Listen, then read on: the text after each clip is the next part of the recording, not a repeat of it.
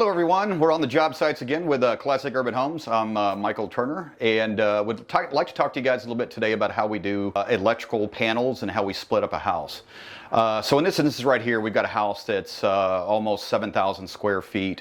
We could have, in a house this size, you could easily have four electrical panels, you know, two main panels or three main panels and a couple of sub panels. So what we've done in this instance is, with the house the size that we are, and then the way that's spread out is I like to try to locate the electrical panels close to where you might need to turn a breaker off, or if you have a breaker that trips, you're not running out to the garage every time something trips in the upstairs or in the downstairs. So what we've done here is we've got a mechanical closet right off the kitchen, and in this mechanical closet, we'll see kind of behind me here, we've got one of our mechanical units, HVAC units in here, and then we've also put two electrical panels in here.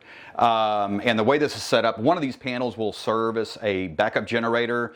So we'll have refrigerators, one of the air conditioning circuits, main lighting circuits, where everything can be controlled in a power outage, because we're in Dallas, we're in the heart of Dallas. Overhead power lines, tons of trees, so it's not if the power is going to go out, it's when is the power going out and for how long. So with this right here, we'll have one panel that will feed the backup generator as well as main breakers in the house, and then the second one will also service the rest of the downstairs. Now in this house right here, we've also got an upstairs mechanical closet, similar setup to this right here, and I've got a panel up there, smaller sub panel, that will service all the breakers, all the lighting circuits that would be in the upstairs.